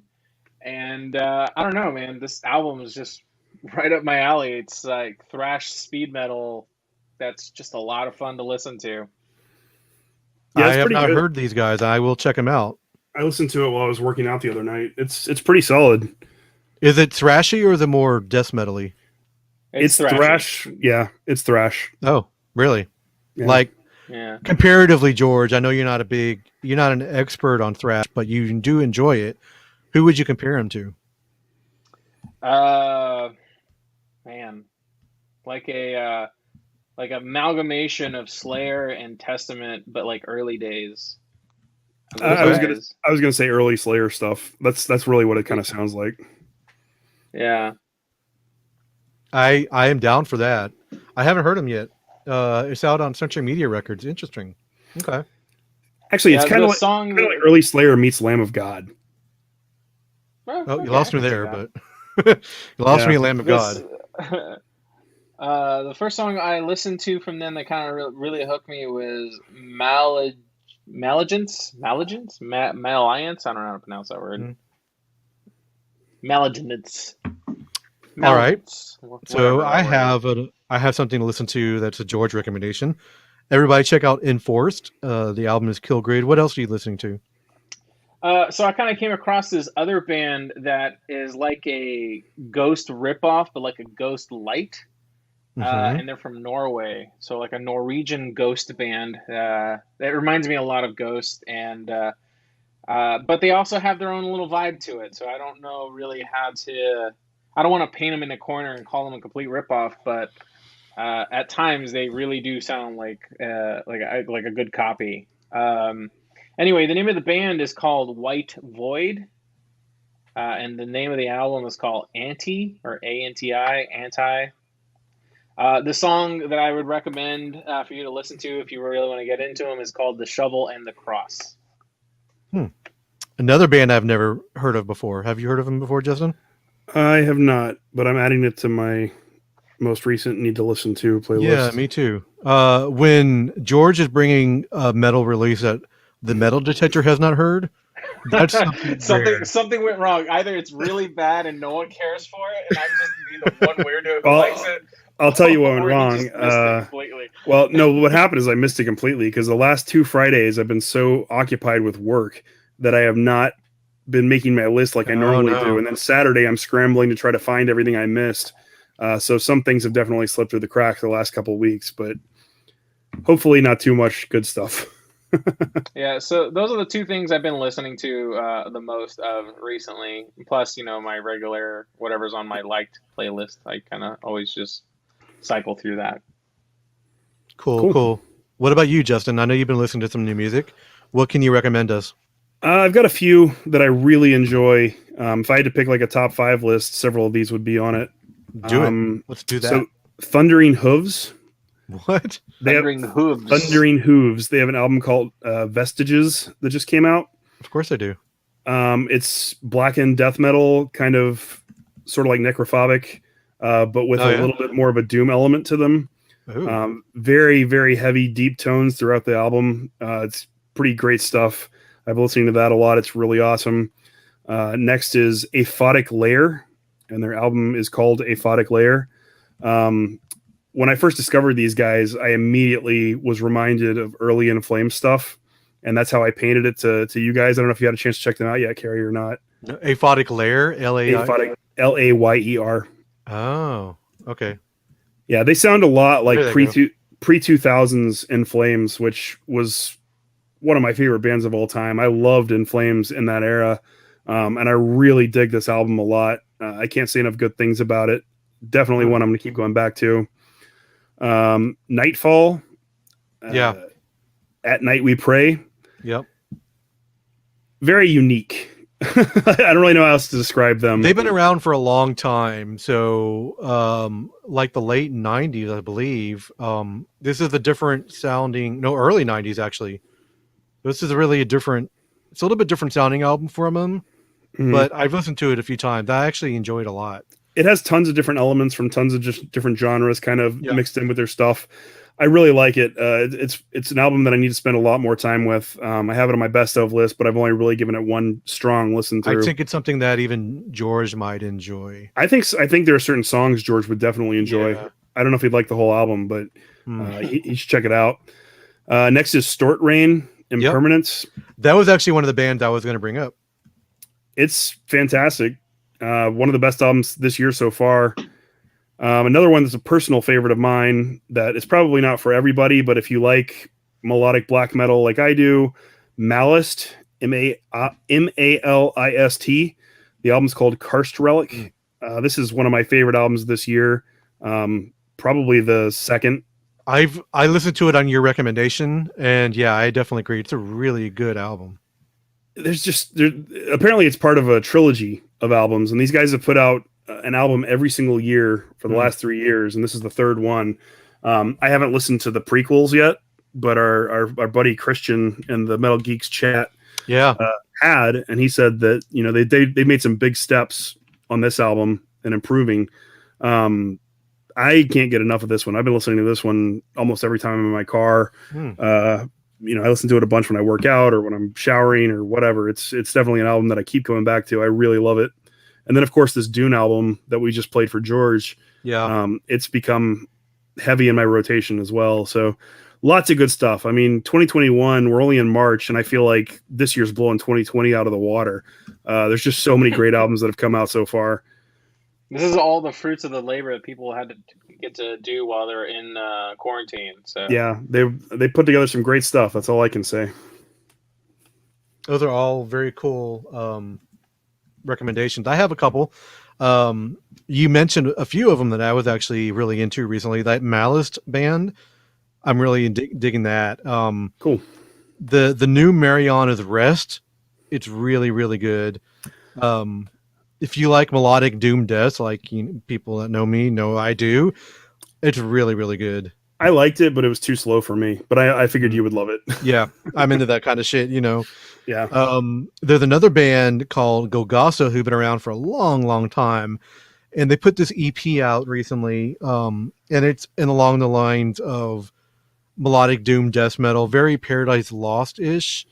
But they did one new song and then like 4 songs remade from older albums. I really, really enjoyed that. The Metal Pigeon on the last episode of MSRcast from this past weekend turned me on to a band that I thought I was not going to like called Love Bites. Right? Have you heard of them? Yes. Have you listened to it? I did listen to it. Okay. Actually, when I listened to it, I thought this is some stuff that Sean would love. Yes. But I didn't share it to the group because I was like, well, if he doesn't, then he's just going to make fun of me. So I didn't post it up there. But so it's an all-female Japanese band. Which when I first heard that, I'm like, oh, they're going to be like, what's that one band that I hate? Ladyboy. Wait, what? That's a different band. That's a different band. It's the young Japanese girls. They sing about anime and stuff. Yeah, I can't think of their name. I know you're talking about. George, you know who I'm talking about? No, I guess not. George, are you there? Baby metal. Baby metal. Thank you. I thought they were going to be very baby metal. These gals are very talented. It's very power metal forward, definitely influenced by Halloween. A lot of synth work in there. Definitely different than I thought it was going to be. George would probably freaking hate it, but it's okay. Yes, I probably will. I enjoyed it. It's different than I thought it was going to be. Let's see. You already mentioned the new Malice. This band called Ultima. Have you heard this band yet? Yeah, I didn't really. Ultimate? Ultima. I didn't really dig it. I did listen to it once. It wasn't for me. Interesting. Okay. I thought that might be something that you were into a little bit. I don't know what it was, because I heard other people talking about it too with really high praise, and I gave it a listen and just didn't click. So okay. You also brought another band to my attention recently, that Silent Line. Yeah. I couldn't get into it as much as you were liking it. Well, I wasn't like loving it. It's not on my best of list or anything. But when I heard it, it reminded me a lot of Meadow's End, which is a band that you did love. Yeah, and I tried. Ago. Yeah, I definitely thought that when I was going into it, but I don't know, there's just something about them that didn't really hit for me. You know what I mean? It's like they're 80% there. If they were just like 20% better, they'd be a great album. What would make them 20% better? A different vocalist, probably. Maybe. I did some reviews and I looked at their last album. Their last album was better reviewed and a much better mellow death album. I am not a fan of the vocals on this album as much. I like clean vocals in this style, but it didn't work. It was it's like, okay, let's copy exactly what Omnium Gathering is doing, but not do it as well. Yeah.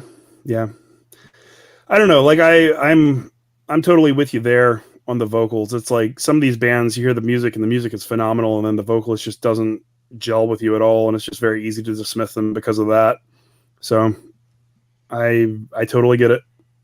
The other two bands that I really want to mention, Ephemerald.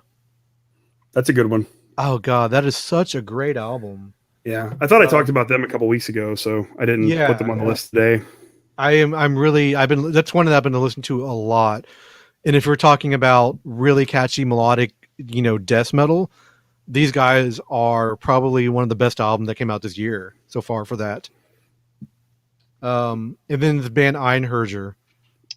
They've been around for a long time, but there's something about this new Einherjar album that I'm really digging.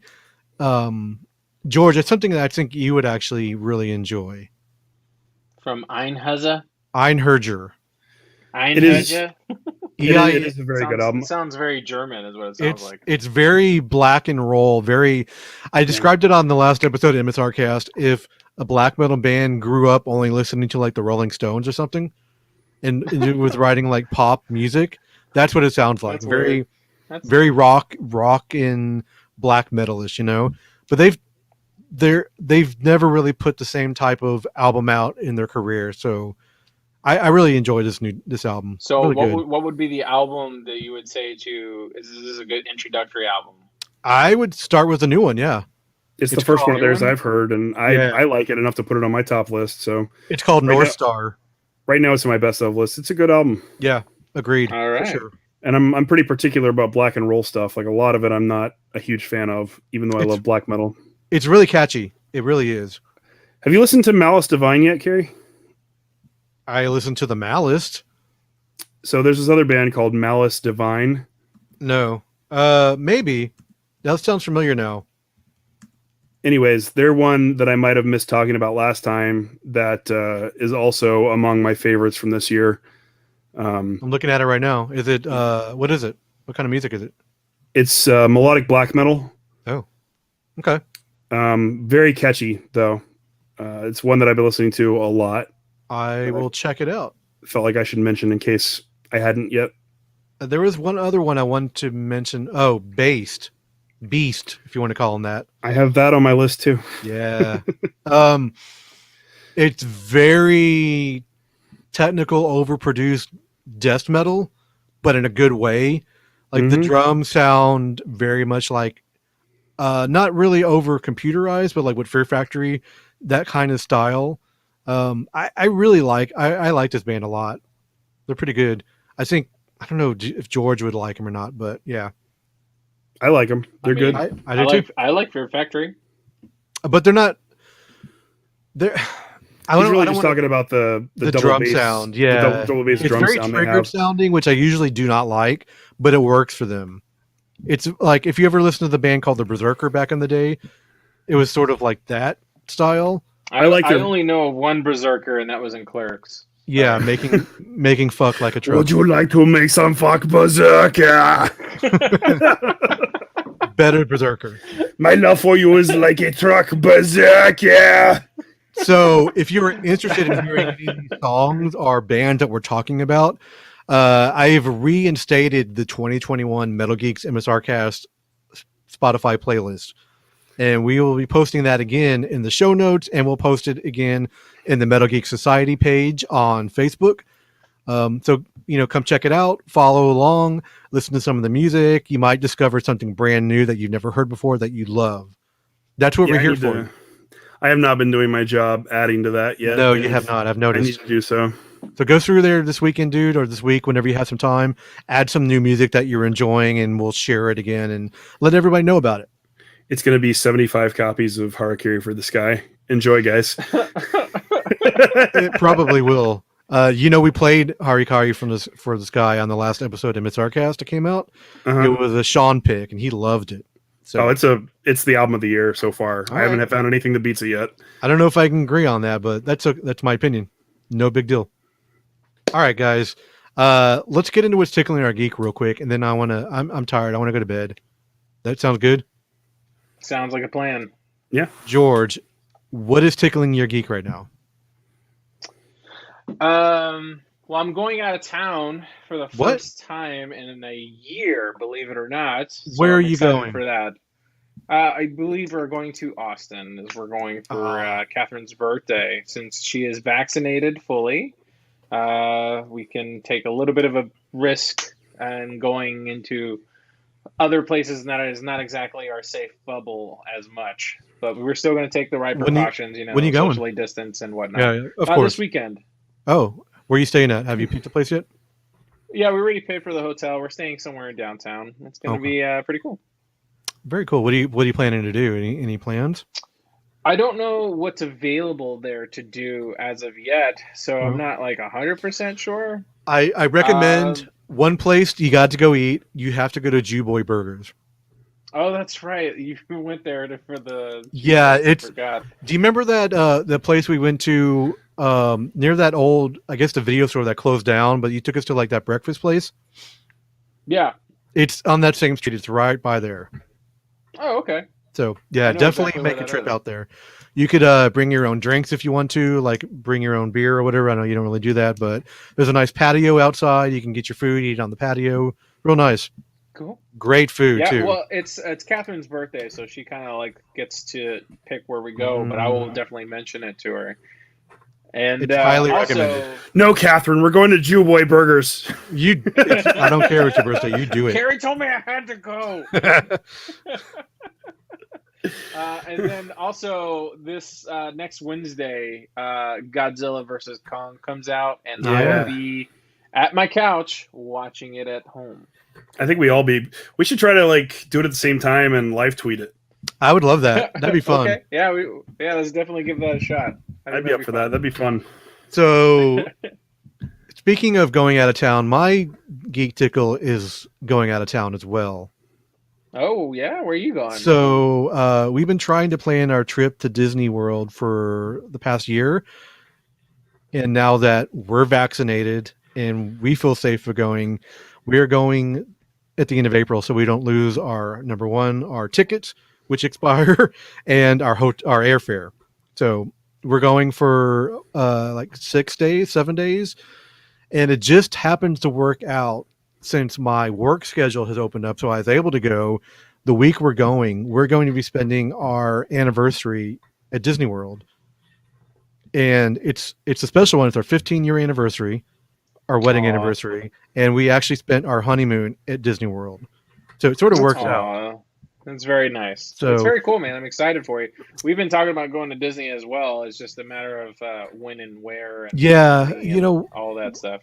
I mean, we feel better now. We're still going to, practice social distancing. We're still going to wear a mask Apparently, Disney's everywhere. very strict on the. They are, over there, which is why I feel comfortable there. You know what I mean? They're very strict on everything. You can't even, if you're at a restaurant, you can't even have your mask down if you're just sitting down. You have to only take your mask off if you're eating something, physically eating something. Right. I'm okay with that. It's to keep everybody safe right now. I know. Wear a space helmet dome. Maybe. The easiest thing to do. I'll just get a fishbowl. You know.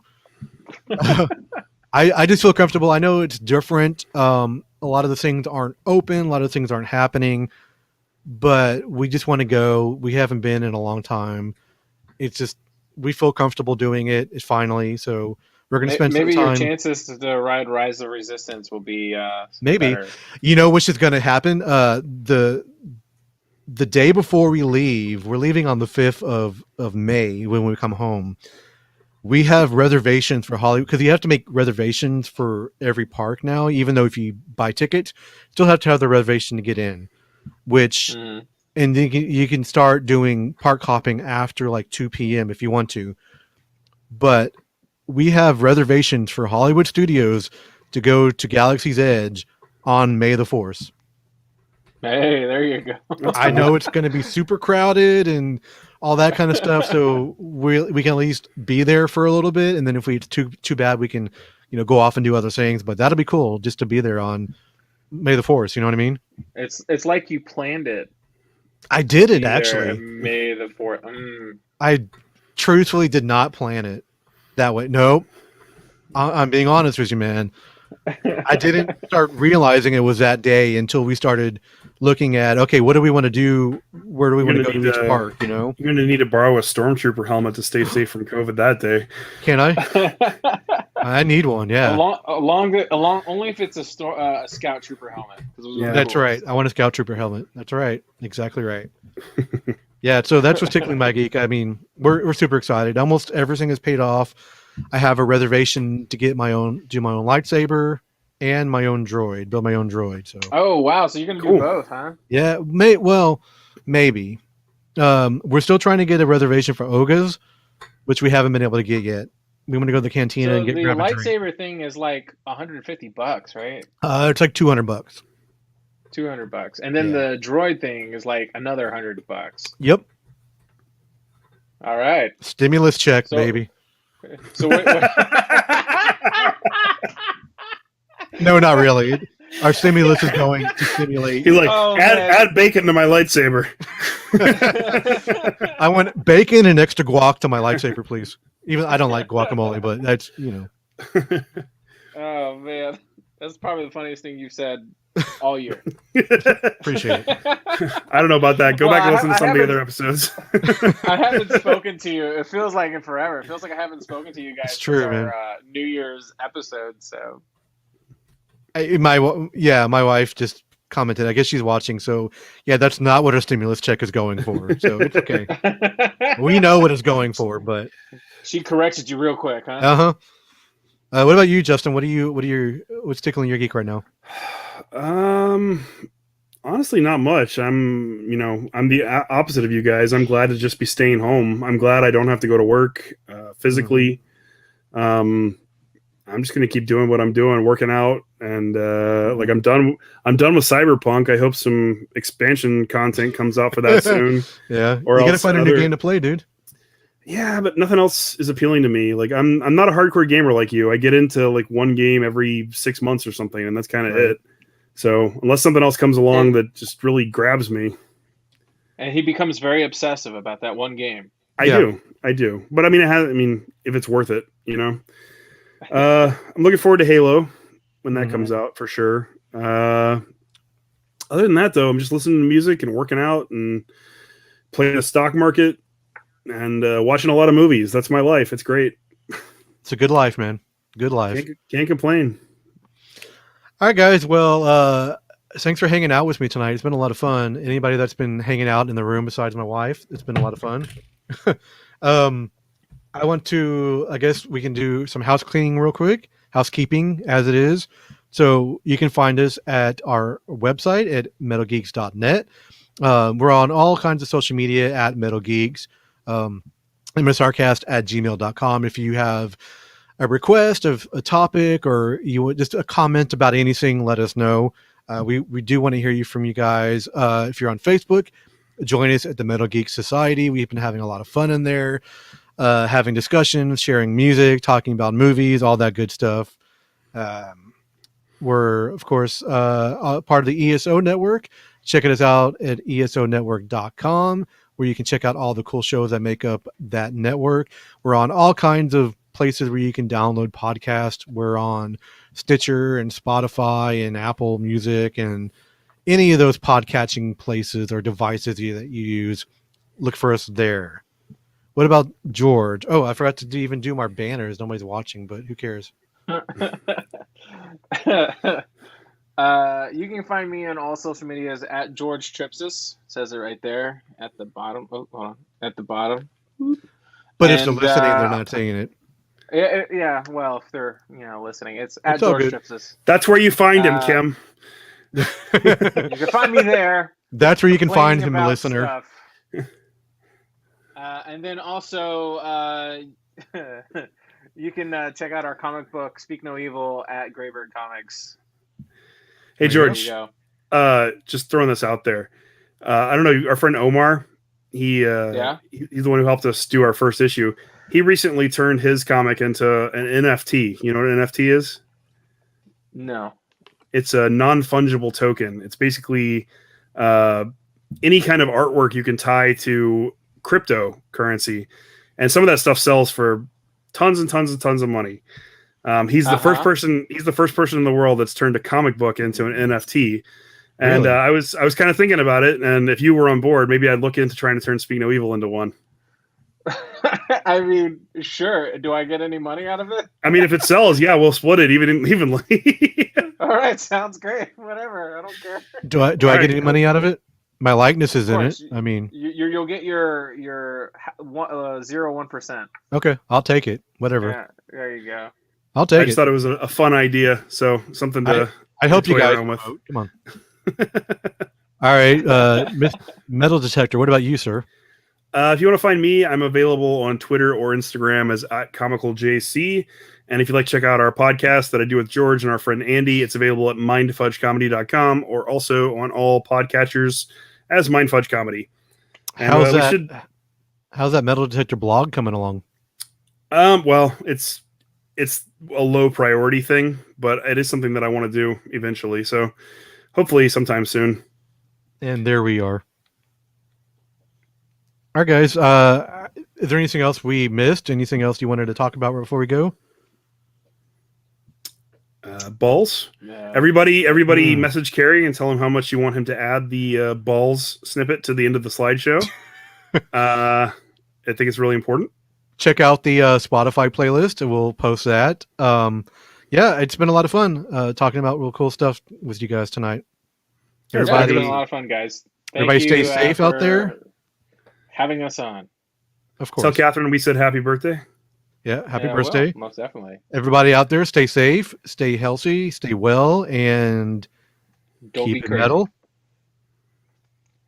And always keep it weird. No, that's not it. No?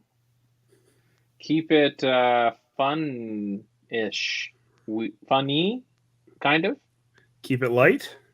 No, that's not it. Totally not it. No, I got it. Keep it Pink Panther. Okay, but no.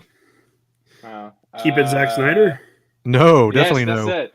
Oh, I was certain that was it. That's not it.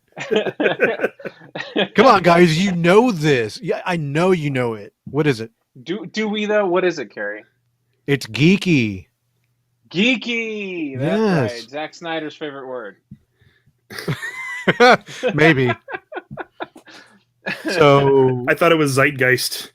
Zeitgeist. Damn it! That would have been the most perfect answer, actually. The pop culture.